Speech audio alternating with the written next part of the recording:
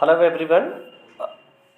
बहुत दिनों से लेक्चर आ नहीं रही थी, मतलब बहुत दिन नहीं, 2 दिन हो गए हैं, तो 2 दिनों से मैं लेक्चर नहीं बना रहा था। इसका वजह कोई बहुत बड़ी बात नहीं थी, बस लेकिन थोड़ा टाइम नहीं मिल पा रहा था। लेकिन आखिरकार आप लोगों के प्यार सब्सक्राइब थोड़े से बढ़ रहे थे, तो मैंने सोचा कि चलो काम पे शुरू वापस करते हैं, है ना। आइए शुरू करते हैं हम लोग। तो हम लोग बात करेंगे आज पहलों की, ठीक है ना। तो पहलों की बात करेंगे और जिसे हम लोग पार्थियन भी कहते हैं। कहा जाता है कि शक जो थे, शक के बाद यहाँ पे पहलव आते हैं और शकों के बराबर में, शकों के पैरेलल, जिसे पैरेलल किसे कहा जाता है, ऐसे बराबर में ही शासन किया, यानी समानांतर राज्य किया। किसने? पहलव ने। और पहलव कहाँ से आए थे, या पार्थियन जिसे कहते हैं, वो ईरान से आए थे। और जो जैसे शक जो थे, शक के बाद पहलव आए, ये कहाँ से आए थे? ईरान से आए थे। और यूनानी और शक जो थे, ये बहुत बड़े क्षेत्र पर शासन किया था, लेकिन पहलव जो थे ये एक छोटे क्षेत्र पे ही शासन कर पाए थे। आखिर अगर बात करें कि पहलव में सबसे विख्यात शासक या सबसे फेमस राजा कौन था, तो विख्यात शासक था जिसका नाम था गोंडोफर्नीज, है ना। गोंडोफर्नीज सबसे विख्यात जो थे वो शासक थे। और गोंडोफर्नीज का काल जो है वो प्रथम सदी माना जाता है। और इसके शासन में सबसे प्रमुख घटना क्या हुई, तो पहलव यानी जो पार्थियन जो थे, इसके सबसे प्रमुख घटना ये हुई इसके टाइम में, गोंडोफर्नीज के समय में, कि इस समय में ईसाई धर्म प्रचारक जिनका नाम था संत थॉमस, वो भारत की ओर आते हैं, भारत में आते हैं। और यहाँ से ईसाई धर्म प्रचारक यानी ईसाई धर्म का प्रचार होता है, ठीक है। अब इसके बाद बात करेंगे अब हम लोग, जिसका नाम है कुषाण, ठीक है। तो कुषाण के बारे में बात करते हैं। कुषाण कौन थे? देखिए, पार्थियन के बाद कौन आए, हमने बताया शक के बाद पहलव, पहलव के बाद कौन हो जाएंगे? कुषाण। हिंदी यूनान, शक, पहलव, कुषाण। अब कुषाण की बात करते हैं। तो पार्थियन के बाद कौन आए? कुषाण। कुषाण कौन थे? यूची कबीले के एक ब्रांच थे, यूची कबीले के एक शाखा थे। कुषाणों ने बहुत बड़े साम्राज्य की स्थापना की, ठीक है ना। कहा जाता है कि इनका साम्राज्य, कुषाणों का साम्राज्य इतना बड़ा एरिया में था, यानी कि मध्य एशिया से लेकर के गंगा घाटी तक के इसका साम्राज्य फैला हुआ था। किसका? कुषाणों का। यानी पार्थियन के बाद जो कुषाण आए, हमने बताया पार्थियन या पहलव जो थे, ये बहुत छोटे एरिया पे शासन किए थे, बहुत छोटे क्षेत्र पर शासन किए थे। लेकिन जब इसके बाद कुषाण आते हैं, तो कुषाण आने के बाद कुषाण ने इतना बड़ा साम्राज्य बना दिया कि मध्य एशिया से लेकर के वो गंगा घाटी तक का क्षेत्र जो था वो कुषाणों के अंतर्गत आ गया, ठीक है। तो हम लोगों ने क्या बताया कि कुषाणों ने अपनी शासन स्थापना की, और शासन स्थापित करने के बाद उसका इतना बड़ा साम्राज्य पर उसका क्षेत्र हो गया कि उस वक्त उतने बड़े साम्राज्य पे, मतलब मौर्य साम्राज्य के बाद फिर उतने बड़े साम्राज्य पे किसी ने शासन नहीं किया था। भारत में कुषाण जो आए, तो कुषाण मध्य एशिया से लेकर के पूरा गंगा घाटी तक के फैल गए। भारत में कुषाण के जो थे वो 2 राजवंशों ने खास करके शासन किया, और उन 2 राजवंशों में बात करेंगे। एक का नाम है जिसका नाम है कदफिसस वंश, और दूसरा नाम है जिसका नाम है कनिष्क वंश। पहला कदफिसस वंश, दूसरा कनिष्क वंश। अगर बात करें कुषाण शासकों में सबसे विख्यात, सबसे फेमस, सबसे महान शासक, तो वो उसका नाम था कनिष्क। कनिष्क प्रथम जो था वो कुषाण शासकों में सबसे विख्यात, सबसे फेमस शासक माना जाता है, कनिष्क प्रथम। आखिर कनिष्क प्रथम कौन था? वो एक बहुत बेहतरीन विजेता था, यानी कि बहादुर राजा था, ठीक है, शासक था। और वो बौद्ध धर्म के संरक्षक के रूप में ज़्यादातर फेमस है, ठीक है ना। बौद्ध धर्म के संरक्षक के रूप में ज़्यादातर फेमस है। अगर बात किया जाए कि कनिष्क जो हैं, वो कनिष्क का सिंहासन आरोहण या राज आरोहण, यानी कि कनिष्क जो है वो राजा कब बनते हैं और उसके सर पे ताज कब सजता है, तो वो समय है 78 ईस्वी। यानी कि सिंहासन आरोहण या ताज आरोहण जिसे कहा जाता है, तो कनिष्क का ताजारोहण कब हुआ था? वो था 78 ईस्वी। क्यों? आखिर इतना इंपॉर्टेंट इस डेट को क्यों माना जा रहा है, कनिष्क के शासनकाल को? जबकि कनिष्क तो बाहर से आए थे, लेकिन कनिष्क बाहर से जरूर आए, लेकिन वह एक विजेता के रूप में वो हमारे यहाँ के धर्म का संरक्षक बन गए, यानी कि बौद्ध धर्म का संरक्षण बन गए। और उनका सिंहासन आरोहण कब हुआ? 78 ईस्वी से माना जाता है। और इसी 78 ईस्वी से हमने एक संवत चला दिया, जिसे हम लोग शक संवत के नाम से जानते हैं। किस नाम से जानते हैं? शक संवत के नाम से जानते हैं। कनिष्क के शासनकाल में यह शक संवत की शुरुआत हुई थी, जब कनिष्क का सिंहासन आरोहण यानी कि ताज आरोहण होता है। और उसकी राजधानी कहाँ थी? तो उन्होंने अपनी राजधानी पुरुषपुर का मतलब पेशावर जो अभी पाकिस्तान में है, वो पाकिस्तान में उन्होंने अपनी राजधानी बनाई थी। और मथुरा, यानी कि मथुरा कहाँ है? जो भारत में आज उत्तर प्रदेश क्षेत्र में पाया जाता है। पाया जाता है क्या मतलब है ना। तब पुरुष यानी पेशावर और मथुरा में उसने अपनी राजधानी बनाई। इसने इस जो राजा थे कनिष्क, इन्होंने सिक्के जारी किए और अभिलेख बहुत ज़्यादा संख्या में इनके मिले हैं, ठीक है ना। इसी के शासनकाल में यानी कि कनिष्क के शासनकाल में ही चौथी और अंतिम बौद्ध संगीति हुई थी, यानी बौद्धिस्ट काउंसिल जिसे कहते हैं, Buddhist council, fourth Buddhist council कहाँ हुआ था? इन कश्मीर यानी कश्मीर में हुआ था। और उस टाइम में हमने बताया कि इसकी विशेषता ये थी कि चौथी बौद्ध संगीति जो हुई थी और अंतिम बौद्ध संगीति हुई थी, और चौथी और अंतिम बौद्ध संगीति में बौद्ध धर्म जो है वो दो भागों में बट गया। एक का नाम पड़ा महायान और दूसरा का नाम पड़ा हीनयान। अच्छा, यहाँ पे दो भागों में बट गया। बौद्ध धर्म की महायान शाखा को उदय हुआ और पहले हीनयान था, यानी कि हीनयान और महायान दो भागों में बट जाता है। कौन सा धर्म? बौद्ध धर्म। किसके शासनकाल में बढ़ता है? उसका नाम है कनिष्क। तो कनिष्क के शासनकाल में सबसे पहले कुंडलवन कश्मीर में चौथी और अंतिम बौद्ध संगीति होती है, जिसमें बौद्ध धर्म दो भागों में बढ़ जाता है। पहला का नाम है महायान और दूसरा का नाम है हीनयान, यानी पहला का हीनयान, दूसरा का नाम है महायान। कुषाण वंश का अगर अंतिम प्रभावशाली कोई राजा बना, यानी कनिष्क के बाद अगर कोई कुषाण वंश का अंतिम राजा था, अंतिम प्रभावशाली राजा था, ऐसे तो राजा बहुत सारे हुए लेकिन प्रभावशाली राजा अगर कोई हुआ तो उसका नाम था वासुदेव। तो कुषाण वंश का अंतिम प्रभावशाली राजा कौन था? तो उसका नाम था वासुदेव। इस तरह से कुषाण वंश के इतिहास के बारे में हमको कुछ जानकारी मिलती है और यहाँ से बहुत सारे क्वेश्चन पूछे जाते हैं कनिष्क के शासनकाल से। जैसे कनिष्क का ताजारोहण कब हुआ? 78 ईस्वी में। कनिष्क के शासनकाल से कौन सी संवत की शुरुआत हुई? शक संवत से। कनिष्क के शासनकाल में कौन सी बौद्ध संगीति हुई थी? चौथी बौद्ध संगीति। कहाँ हुई थी? कुंडलवन कश्मीर में। कुंडलवन याद रखेंगे क्योंकि यूपीएससी वगैरह जो है उस एग्जाम में कुंडलवन पूछा जाता है, ना कश्मीर। हाँ, 12 एग्जाम के लिए कश्मीर जो है वो वनडे एग्जाम के लिए ये सब पूछा जा सकता है, ठीक है। लेकिन बड़े एग्जाम के लिए थोड़ा और डिटेल जानना होता है, जो कि मैं आपको बताता चल रहा हूँ इसी लेक्चर के साथ में, ठीक है।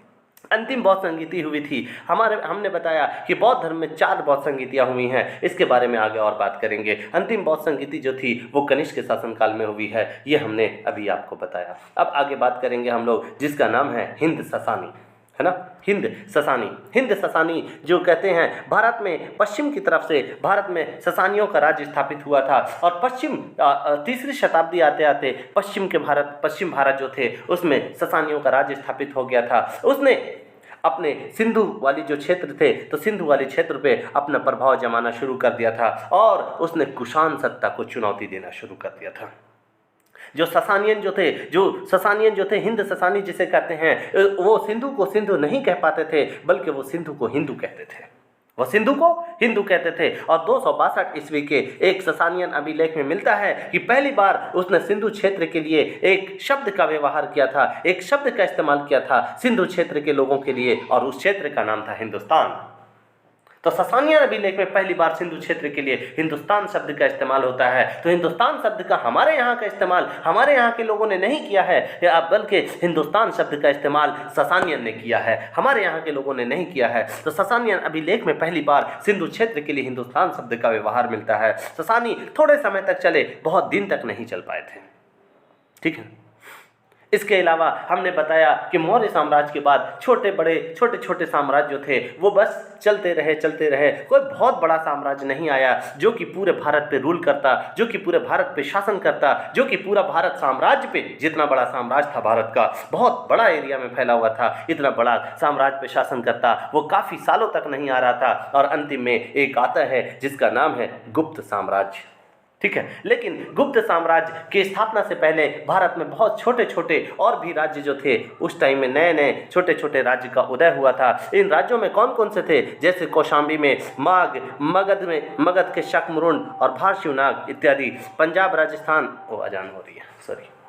तो हमने क्या बताया आपसे? हमने बताया कि गुप्त साम्राज्य की स्थापना से पहले तक के भारत में छोटे छोटे राज्य थे, छोटे छोटे गणतंत्र थे, जिनमें हमने बताया कि कौशाम्बी के माघ थे, मगध के शकमुरुंड और भारशिवनाग थे, पंजाब, राजस्थान और उत्तर प्रदेश में योधे थे, अर्जुनायन, मालव, मद्र, कुनिंद जैसे छोटे छोटे जो थे वो गणराज्य हुआ करते थे। कुषाण सत्ता की समाप्ति में इन गणराज्यों की खास भूमिका थी। छोटे छोटे गणराज्यों ने कुषाण सत्ता की समाप्ति कर दी और कुषाण आखिरकार समाप्त हो गया, हिंद ससानी भी समाप्त हो गए। अब जरा हम उत्तर भारत से छोड़ करके अब जरा दक्षिण भारत की ओर चलते हैं और देखते हैं कि दक्षिण भारत में किस तरह से राज्यों का उदय हो रहा है। हमने बताया कि मौर्य साम्राज्य जो बहुत बड़े साम्राज्य जो था और बहुत बड़ा क्षेत्र पे फैला हुआ था, तो हमने अभी उत्तर भारत में देखा कि किस तरह से शक आए, हिंद यूनान आए, शक आए, पहलव आए, कुषाण आए। अब हम लोग जरा जा करके देखते हैं कि दक्षिण भारत की तरफ क्या हो रहा है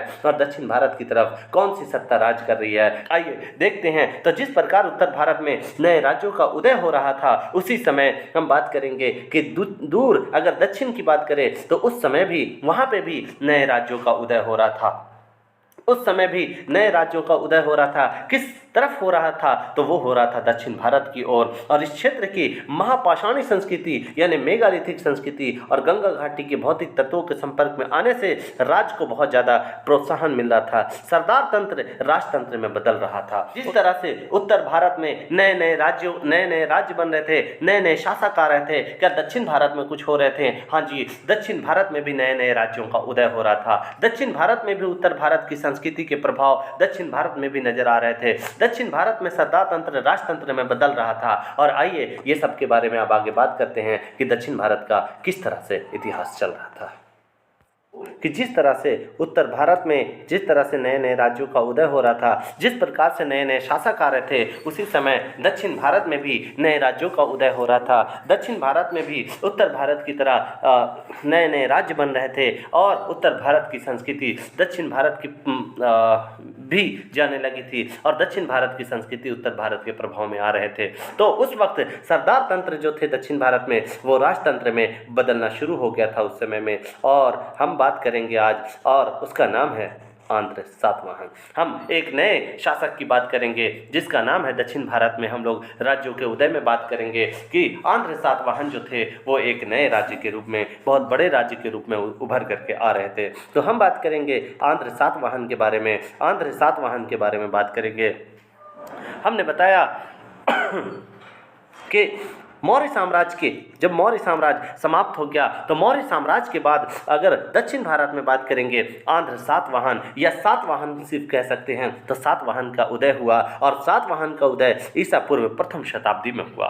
सातवाहनों ने कण्वों को हराया और कण्वों को हरा करके अपनी सत्ता स्थापित की थी। किसने? आंध्र सातवाहन ने। आंध्र सातवाहन का जिक्र कहाँ मिलता है? आंध्र सातवाहन का जिक्र पुराणों में मिलता है। उसके अभिलेख भी मिले हैं, उसके सिक्के भी हमें प्राप्त हुए हैं। और ऐसा लगता है कि आंध्र जो सातवाहन जो थे, यानी शुरुआत के सातवाहन जो थे, उसके शक्ति का अगर कोई केंद्र था, शक्ति का कोई जगह था, तो वो था महाराष्ट्र। महाराष्ट्र में आंध्र सातवाहन की सबसे बड़ी शक्ति थी, या फिर हम लोग कह सकते हैं कि राजधानी होगी, या राजधानी पैठन कहते हैं ऐसे। तो आंध्र शक्ति का केंद्र जिसे महाराष्ट्र कहते हैं, कर्नाटक आंध्र प्रदेश में उसका प्रसार जो था वो धीरे धीरे बाद में हुआ, लेकिन शक्ति का केंद्र मुख्य तौर पर महाराष्ट्र को माना जाता है। कर्नाटक और आंध्र प्रदेश में उसका प्रसार धीरे धीरे या बाद में हुआ। इसकी राजधानी कहाँ थी? कहा जाता है कि आंध्र प्रदेश की आंध्र सातवाहन की राजधानी पैठन या प्रतिष्ठान मानी जाती है।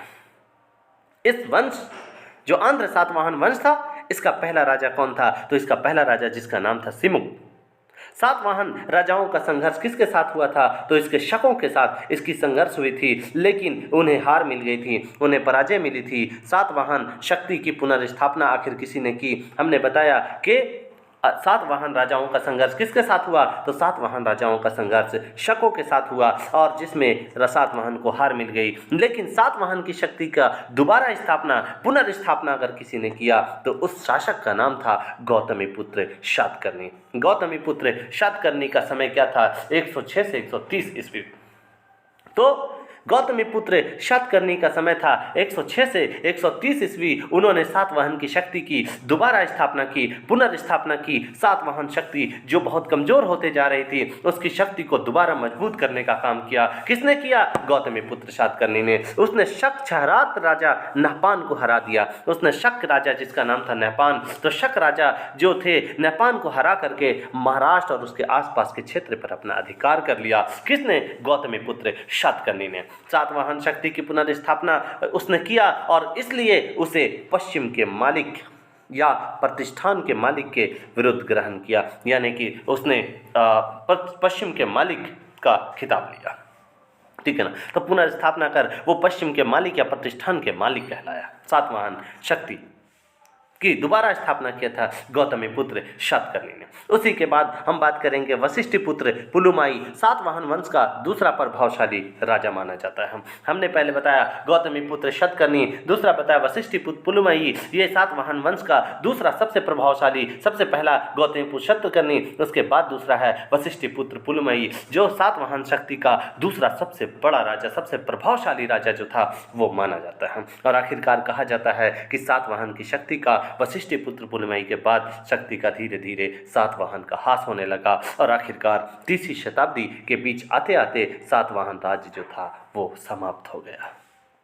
तो सातवाहन के बाद कौन आए? सातवाहन की जगह अब इक्ष्वाकुओं ने ले लिया। सातवाहन के स्थान अब इक्ष्वाकुओं ने ले लिया। सातवाहन शासन में कुछ नए तत्व दिखाई देते हैं। हम जब इतिहास का अध्ययन करते हैं तो हमें सातवाहन की जगह पे कुछ नए नए तत्व दिखाई देते हैं। सातवाहन राजाओं में एक खूबियाँ ये थी कि उन्होंने अपने नाम के साथ अपनी माँ का नाम जोड़ा, अपनी माता के नाम जोड़ा, यानी कि सातवाहन राजाओं ने अपने नाम के साथ अपनी माता का नाम जोड़ा। अभी हमने बताया, जैसे नाम बताया गौतमी पुत्र शातकर्णी, यानी गौतमी हो सकता है उनकी माता का नाम होगा, और इसके साथ उन्होंने अपनी माता के नाम के साथ उन्होंने जोड़ा। अभी जो रिवाज बना हुआ है कि हर लोग अपने नाम के साथ अपने पिता का नाम जोड़ते हैं, लेकिन एक समय था जब सातवाहन के समय में, जब दक्षिण भारत में, हमारे ही भारत में, दक्षिण भारत में हम जब जाते हैं तो हम क्या देखते हैं कि वहाँ पे एक शासक अपने नाम के साथ अपनी माँ का नाम जोड़ता है, यानी कि मात्र सत्तात्मक सत्ता दिखाई देती है। कहाँ? सातवाहन के समय में दक्षिण भारत में। तो सातवाहनों ने सबसे पहले एक काम खूब किया बढ़िया, और वो था कि भूमि अनुदान की प्रथा अगर किसी ने सबसे पहले शुरू की तो वो है सातवाहनों ने की।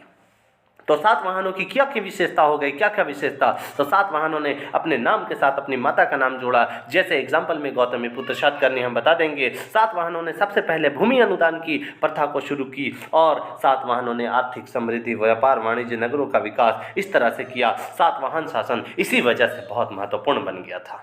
ठीक, अब आगे बात करेंगे कि सातवाहन हमने बताया दक्षिण भारत की ओर, और दक्षिण में नहीं गए, अभी और दक्षिण में हम लोग जाएंगे, लेकिन उससे पहले हम लोग बात करेंगे दक्कन में सातवाहन शक्ति का विकास जब हो रहा था, उसी समय हमारे आसपास में एक जो बहुत बड़ा राज्य अभी जो है उसका नाम है उड़ीसा। तो उड़ीसा में जो उड़ीसा के कलिंग में चेदी राजवंश का जो है वो उदय हो रहा था। कलिंग उड़ीसा को ही कहते हैं। तो उड़ीसा के कलिंग में चेदी राजवंश का उदय हो रहा था, और इस वंश का सबसे फेमस राजा, सबसे विख्यात राजा कहाँ? कलिंग का, और उसका नाम था खारवेल।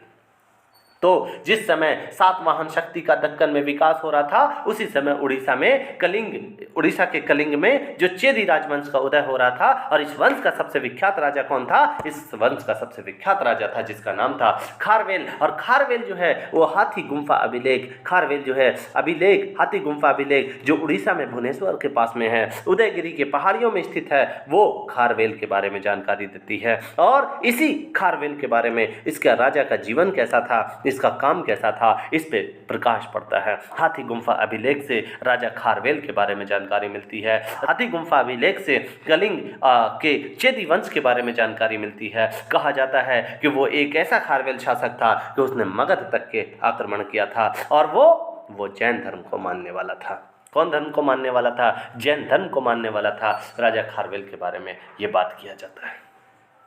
इसी के साथ हमने बताया कि जिस समय दक्कन में सातवाहन शक्ति हो रहा था, कलिंग में हमने देखा खारवेल शासक या चेदी राजवंश का उदय हो रहा था। अब और जरा नीचे चलते हैं और देखते हैं कि हमारे तमिलनाडु, केरल, कोरलमंडल या फिर जो भी है कर्नाटक वगैरह में कौन से शासक थे। तो तमिलनाडु, केरल, कर्नाटक वगैरह में कौन से शासक थे, और वहाँ पर चल के देखते हैं कि हमारे कुछ साहित्य जिनका नाम है संगम साहित्य, ये क्या कहते हैं कि दक्षिण के राज्य कौन कौन से थे और दक्षिण के राज्य में उस वक्त क्या हो रहा था, है ना। तो आइए हम लोग बात करेंगे दक्षिण के राज्य में, जिसका नाम है और जिसमें फेमस है 3 राज्य, जिसमें मुख्य हैं 3 राज्य। तो संगम साहित्य जो हमें बताती है, जब हम संगम साहित्य का स्टडी करते हैं तो हम देखते हैं कि दक्षिण में 3 राज्य जो थे वो बहुत ही शक्तिशाली थे, और उस तीनों राज्यों के बारे में बात करेंगे जिनमें है चेर जिसकी जगह अगर बात करें केरल, दूसरा है चोर जिसे नाम बताएंगे कोरोमंडल, और पांड्य जो है तमिलनाडु। तो हमने बताया कि दक्षिण में 3 राज्य चेर, चोल और पांड्य जो थे इनका उदय हुआ। इन राज्यों में अक्सर बड़े विस्तार के लिए, अपने आप में विस्तार के लिए, यानी चेर चाहता था कि हम अपने क्षेत्र का विस्तार करें, चोल चाहता था हम अपने क्षेत्र का विस्तार करें, पांड्य चाहता था हम अपने क्षेत्र का विस्तार करें, और इस तरह से विस्तार के लिए आपस में संघर्ष होता रहता था। कहा जाता है कि चोल साम्राज्य इतना बड़ा साम्राज्य था, इतना शक्तिशाली साम्राज्य था कि उसने श्रीलंका से भी युद्ध किया था। संगम साहित्य जिसकी रचना कौन सी भाषा में की गई है, तो संगम साहित्य की रचना तमिल भाषा में की गई है, और उसने इन राज्यों के इतिहास के बारे में जानकारी दी है। इन राज्यों के इतिहास और उस वक्त में आर्थिक सांस्कृतिक विकास किस प्रकार हो रही थी, इसके बारे में जानकारी दी है। महापाषाणकालीन जो थे, महापाषाणिक लोग लोहे के व्यवहार से परिचित थे, वो स्थायी कृषि किया करते थे। महापाषाणिक लोहे के व्यवहार से परिचित थे और स्थायी कृषि किया करते थे। इन लोगों ने उत्तर भारत के भौतिक तत्वों को आत्मसात कर लिया और वहां पे बस्तियों की स्थापना कर ली। शिल्प, उद्योग, व्यापार को उसने बढ़ावा दिया और इस तरह से नगरों का विकास हुआ। ठीक है, हमने बताया कि शुरुआत में सातवाहनों के समान ही सरदार तंत्र की स्थापना हुई। सरदार कौन हुआ करते थे, तो सरदार अपने कबीले के प्रधान हुआ करते थे, और फिर धीरे धीरे ये सरदार शक्तिशाली बन गए, और शक्तिशाली बनते बनते वो एक वक्त शासक बन गए। सरदार क्या बन गए, एक वक्त शक्तिशाली बनते बनते वो शासक बन जाते हैं। ठीक है, तो अपने कबीले के प्रधान होता था पहले सरदार धीरे धीरे अपनी शक्ति बढ़ाते बढ़ाते वो क्या बन गया, शासक बन गया। तो सरदार जो होते थे वो अपने सगे संबंधियों की सहायता से शासन किया करता था। उसका मुख्य काम क्या होता था कि युद्ध में जितने भी कबीले हैं उस कबीले का नेतृत्व करना, और जो बाहर से आक्रमण होते हैं उन आक्रमण से बचाना। साथ साथ उसका काम होता था धार्मिक अनुष्ठान करना, और साथ साथ उसका और काम होता था न्याय करना। उसकी अपनी सेना या नौकरशाही जो थी वो नहीं थी। खर्च के लिए वो क्या किया करता था, खर्च के लिए वो कबीले जो हुआ करते थे वही भेंट या नजराना के रूप में जो भी दिया करते थे, उससे ही किसका, सरदार का जो था वो गुजारा हुआ करता था। किसका, सरदार का गुजारा उसी पर हुआ करता था। कहा जाता है कि अपने समर्थकों के बीच इस भेंट का वो बंटवारा करता था, और धीरे धीरे सरदार का पद क्या होने लगा, धीरे धीरे सरदार का पद वंशानुगत होने लगा। वंशानुगत कहा जाए तो क्या होने लगा, वंशानुगत अगर कहा जाए तो एक के बाद, यानी कि पिता के बाद उसके पुत्र, पुत्र के बाद उनके पुत्र, इस तरह से जो शासक जो थे वो अब क्या होने लगे, वंशानुगत होने लगे, और धीरे धीरे ये सरदार तंत्र राजतंत्र में बदल गया। अब आगे बात करेंगे। इस तरह से संगम साहित्य में हमें सरदार तंत्र के बारे में जानकारी मिलती है। हमने बताया किस तरह से, जैसे पहले सरदार हुआ करते थे, जो सरदार का काम होता है यह भी मैंने बता दिया। सरदार जो थे पहले धीरे धीरे जनता पे ही निर्भर रहा करते थे, लेकिन सरदार धीरे धीरे वंशानुगत होते चले गए, और सरदार जो है वो अब राजतंत्र में बदल गया। सरदार तंत्र राजतंत्र में बदलता है, इसके बारे में जानकारी आपको कहाँ से मिली? आप कैसे कह सकते हैं कि सरदार तंत्र राज में बदला? हाँ जी, ये कैसे कह सकते हैं? आप बिल्कुल पूछ सकते हैं, आपका पूछने का बिल्कुल हक है, और मैं इसके बताने का हक रखता हूँ, और इसलिए इसकी जानकारी मुझे शिलप्पदिकारम एक पुस्तक है उसमें मिली है। ठीक है ना। शिलप्पदिकारम जो एक पुस्तक है उसमें सरदार को अपनी प्रजा से अलग अलग प्रकार की भेंट लेते हुए दिखलाया गया है। भेंट में प्रमुख वस्तुएं क्या क्या हुआ करती थी, तो होती थी हाथी दांत, चंदन, मध, मसाला, फल फूल, पशु पक्षी इत्यादि जो थे, यानी कि ये जो हुआ करती थी वो शिलप्पदिकारम में दिखाया गया है कि प्रजा से भेंट लेते हुए सरदार इस तरह से दिखाया गया है। कहा जाता है कि वैदिक आर्यों के आरंभिक जीवन कुछ इसी प्रकार का हुआ करते थे। वैदिक आर्यों के आरंभिक जीवन कुछ इसी प्रकार के हुआ करती थी, और इसीलिए ये बताया जाता है कि सरदार तंत्र में कुछ इसी प्रकार चला करता था। अब बात करेंगे चेर के बारे में, उसके बाद बात करेंगे चोल और फिर पांड्य के बारे में। तो चेरों का पहला राजा अगर कोई था तो उसका नाम था उदयनजेरल। क्वेश्चन पूछा जा चुका है। चेरों का पहला राजा जिसका नाम था उदयनजेरल। चोल शासकों में सबसे प्रमुख जो था उसका नाम था करिकाल। करिकाल का मतलब होता है क्या, कि करिकाल जो उसका नाम था जले हुए पैरों वाला, ये कहा जाता है। और पांडवों में जो सबसे प्रमुख राजा था उसका नाम था पल्लाशलाई मुदुकुडुमी। ठीक है, तो चेरों का पहला राजा उदयनजेरल के बारे में जानकारी मिलती है। चोल के प्रमुख शासक जिसका नाम है करिकाल, और पांडवों में प्रमुख शासक जिसका नाम है पल्शालई, है ना, मुदुकुडुमी। ठीक है ना। तो ये जानकारी हमें मिलती है। ये राजा राजतंत्र के अनुरूप शासन किया करते थे, और कहा जाता है कि ये राजा जो थे वो सर्वशक्तिशाली थे।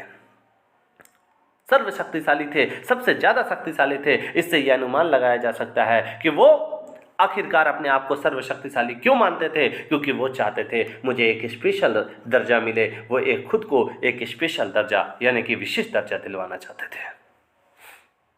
कहा जाता है कि उस समय में जिस वक्त ये जो थे राजा बन रहे थे, उस वक्त राज्य के पास नौसेना सहित कुशल एवं संगठित सेना जो होने लगी थी। और राज्य की आय का मुख्य स्रोत क्या होने लगा था? मुख्य स्रोत जो थे अब भूमि कर होने लगा था। व्यापार आमदनी का दूसरा मुख्य जरिया भले था, लेकिन सबसे मुख्य स्रोत जो थी वो कौन थी? तो आय, भूमि। जो आय जो मिलती है, राज्य की आय जो थी वो भूमि से ही प्राप्त होती थी, यानी मुख्य स्रोत जो था उसका भूमि ही था। कहा जाता है कि समुद्री मार्ग से विदेशी व्यापार हुआ करता था उस समय। ठीक है, विदेशी व्यापार समुद्री मार्ग से हुआ करता था। एक जगह है जिसका नाम है पुहार या कावेरीपत्तनम। कहा जाता है कि ये जो है चोलों के अधीन था और चोलों के अधीन ये व्यापार का प्रमुख केंद्र था जिसका नाम है कावेरीपत्तनम या फिर इसे पुहार के नाम से जानते हैं। शिलापदिकारम जो पुस्तक के बारे में हमने बात किया, जो ग्रंथ के बारे में, तो शिलापदिकारम में पुहार के बाजारों के बारे में वर्णन किया गया है। कहा गया है एक नाविक था जो अज्ञात है। ये क्वेश्चन बीपीएससी ने पूछा है, ये बीपीएससी ने क्वेश्चन पूछा है 2018-19 में, शायद 19 या 20 में पूछा है, एक बार देख लेना है। ठीक है, तो शिलापदिकारम में कहा गया है कि एक अज्ञात नाविक जो उसने पुस्तक लिखी जिसका नाम है पेरिप्लस ऑफ द एरिथ्रियन सी। ठीक है, तो पेरिप्लस ऑफ द एरिथ्रियन सी में बंदरगाह और व्यापारिक वस्तुओं का उल्लेख किया गया है। और व्यापार के साथ साथ वो लोग शिल्प का भी विकास हुआ उसी टाइम में। ठीक है, उरैयूर सूती वस्त्र उद्योग के लिए एक खास केंद्र बन गया था। उरैयूर सूती वस्त्र उद्योग के लिए विख्यात केंद्र था। समाज के वर्गीकरण जाति और व्यवसाय के आधार पर हो रहा था उस समय। ठीक है, तो हो चुका था। धनी और निर्धन विभेद उस टाइम में हमें दिखाई देता है, क्योंकि जो थे उस वक्त बहुत ज़्यादा धनी और गरीब, अमीर और गरीब में भेदभाव था। वैदिक धर्म के अनेक तत्व जैसे कि ब्राह्मण की प्रतिष्ठा, मंदिर और मूर्ति पूजा, बलि, व्रत, उपवास, बौद्ध एवं जैन धर्म के प्रभाव का सबका उल्लेख संगम साहित्य में हमें दिखाई देता है। ठीक है, तो समाज का वर्गीकरण, जाति व्यवसाय के बारे में, गरीब अमीर के बारे में, ब्राह्मणों की प्रतिष्ठा के बारे में, वैदिक धर्म के बहुत सारे ऐसे तत्व जो हैं, कर्मकांड के बारे में, मंदिर के बारे में, मूर्ति पूजा के बारे में, बलि के बारे में, व्रत के बारे में, उपवास के बारे में, बौद्ध धर्म के बारे में, जैन धर्म के बारे में, सबके बारे में संगम साहित्य में उल्लेख किया गया है। आगे हम लोग यहीं पे आज हम लोग ब्रेक करेंगे, आज हम लोग यहीं पे रोकेंगे। मिलेंगे फिर कल किसी अन्य लेक्चर के साथ, तब तक के लिए दीजिए इजाज़त। आप लोगों का समर्थन बहुत अच्छा रहा और मुझे बड़ी खुशी हो रही है, और इसीलिए मैं जल्दी से जल्दी अब ज़्यादा से ज़्यादा लेक्चर करने की कोशिश कर रहा हूँ और ज़्यादा से ज़्यादा समय का लेक्चर बनाने की कोशिश कर रहा हूँ। उम्मीद है आपको ये पसंद आएगा। दीजिए इजाज़त, लेते हैं आपसे विदा, और लोगों तक पहुँचाएँ, लोगों तक बताएँ, लोगों को शेयर करें। धन्यवाद। जय हिंद।